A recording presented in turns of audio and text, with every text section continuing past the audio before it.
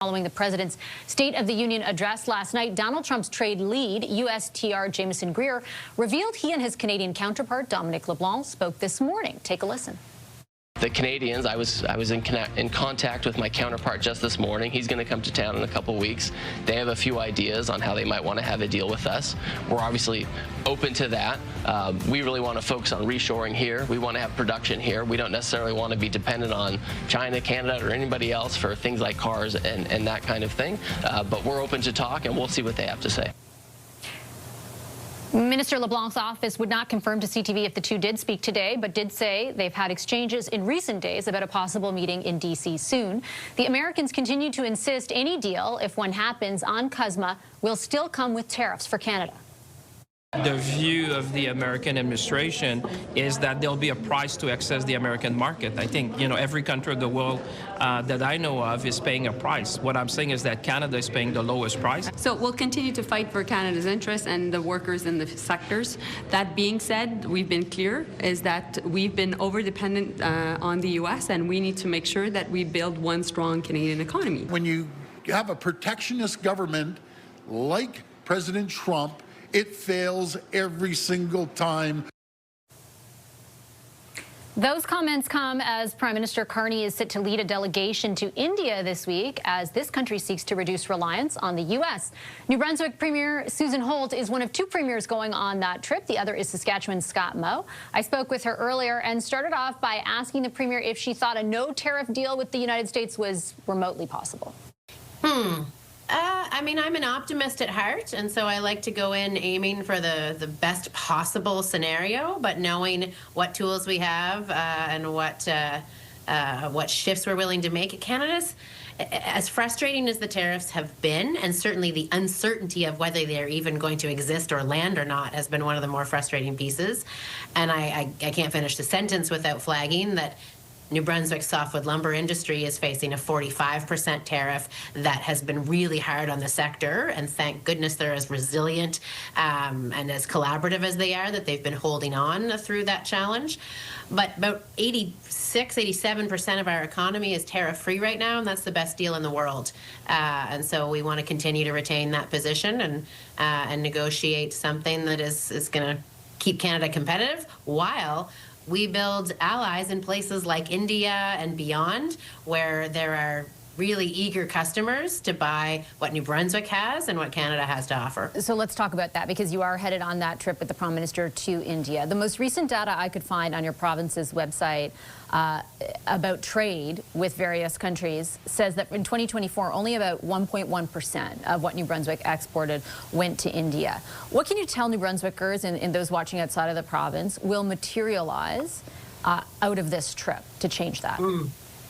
Well, New Brunswick has been doing some business with India for some time. They represent about $160 million worth of export opportunity today. But they are one of the largest economies in the world, certainly one of the fastest growing. And we have seen Indian investment into New Brunswick that has benefited organizations like Teledyne Caris, like AEI and others. And we know that they are keen to buy the products that New Brunswickers are making, both knowledge industry and technology solutions, as well as our wood, our food, our fish, our minerals. And so I'm going over there to meet with people who want to spend money in New Brunswick and support jobs that pay the bills for New Brunswickers.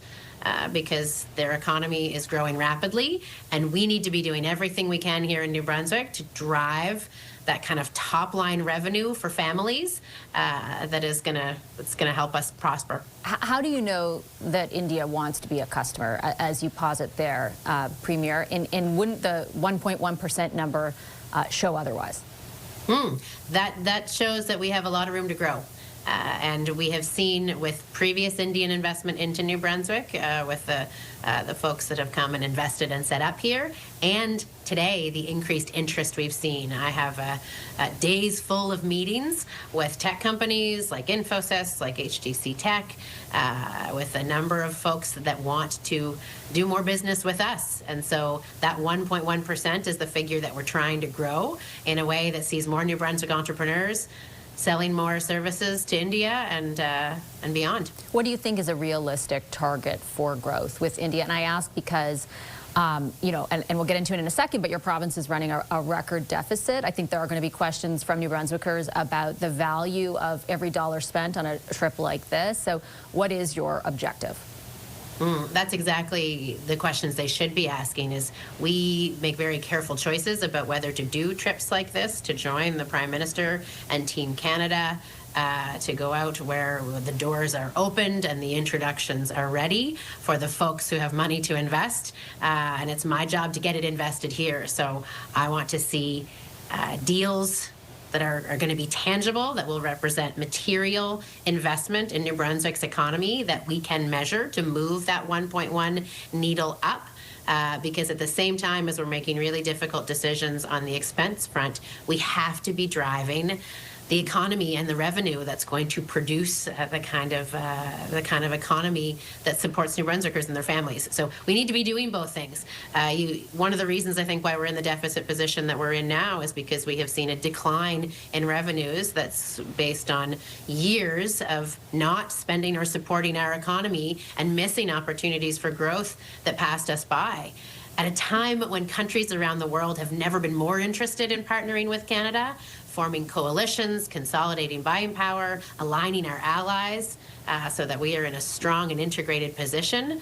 New Brunswick wants to be a part of those conversations with the fastest growing economies in the world, introducing them to our capacity, our expertise, our solutions, and getting those dollars here in New Brunswickers' pockets. Can you really, Premier, though, with great respect, blame it all on falling revenues? You yourself just said in this interview that 86% of New Brunswick's economy remains tariff-free. You spent $1 billion in the first year of your budget, and you explicitly promised, knowing that there was uncertainty on the horizon in the election, that, and I'm going to quote you here, a Holt government will deliver balanced budgets every year of its mandate and continue to pay down the provincial debt. What responsibility do you bear? A significant responsibility. As the Premier of New Brunswick, it's my responsibility to steward the finances of this province in the most responsible way possible. New Brunswickers were clear with us. Their number one priority was healthcare. And so we have invested in our healthcare system so that we could stop the loss of doctors and healthcare professionals, nurses from our province, turn that around so that we were growing in recruiting more healthcare professionals and increasing New Brunswickers' access to care in a timely way, making sure that we can get New Brunswickers attached to healthcare. And so the cost to deliver healthcare to our population has been growing and growing and growing. I think you would have seen our neighbors over there in Alberta announced today a 22% or $7 billion increase in their spends to healthcare professionals. We negotiated an exceptionally competitive contract that values the nurses in this province. We've just negotiated a contract with our physicians that is going to attract family doctors to New Brunswick and is going to reward them and make them accountable for the kind of services they deliver in a timely way, how many patients they attach, how people can get in to get that care.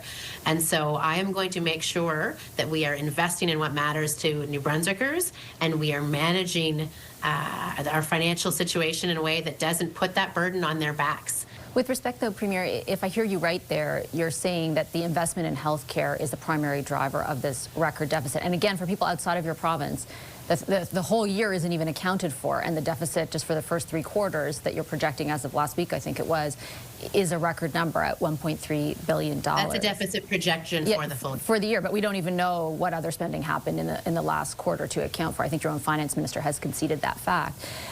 If in fact it is healthcare, would you not have been aware of the investments necessary when you were running to be Premier? And secondarily, why are those investments not bearing fruit for New Brunswickers? You conceded at your State of the Province address very recently that you are not even meeting the target you set for 2025 to just maintain the number of people who have access to primary care. 238,000 New Brunswickers are without primary care access right now, 40,000 more than when you set the target a year ago.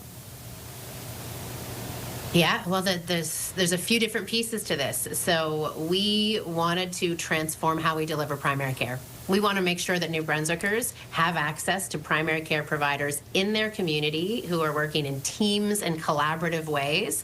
And unfortunately, that work had to be started under our government, which is a transformation in both the remuneration of those healthcare professionals, the investment in the infrastructure for them to have collaborative clinics to practice in, investment in the technology that supports the healthcare system. And that hadn't been done in the past, but it had been done in an environment of inflated revenues from population growth and federal transfers. And so now we see federal transfers declining, we see revenue declining under a tariff war and an uncertain position, but we don't see the demand for healthcare declining, and in fact we see it needing more and more investment, and that's something that our government is focused on doing. So we presented 2 metrics on healthcare. One of them was timely access, and that metric moved in the right direction. New Brunswickers are getting appointments with their family doctors, for the 3/4 of our population that have one, more quickly, and that's meaningful for them. We're moving more patients off of the wait list for long-term care than in the past. That number is going in the right direction, but the number that keeps me awake at night, how many people have an actual primary care provider, it continued to slide on the trajectory that it has been on for the last, probably since 2017. It's been in a downward slide. Again, with respect, I do understand the nuance that you're putting forward there, but you made a pretty explicit promise, right? And you made an explicit promise during the election where the deficit was concerned, and both of those promises have been broken. Should New Brunswickers trust any new promises you make? Yeah, I can appreciate that framing, because that one promise around balancing the budget was one of a number of promises, and we have been working very hard to keep those promises. So you're stuck in a position of, to keep that one promise of balancing the budget, we would have had to break 50 promises around nurse retention bonuses and competitive health care and attracting people to our system so that that primary health care number goes down, making this an affordable place to call home, taking 10% off people's power bills. And so we chose to invest in New Brunswickers. Okay, I'm going to leave it on that note. Thanks very much for your time, as always, Premier Holt, and safe travels. Thanks, Vashi.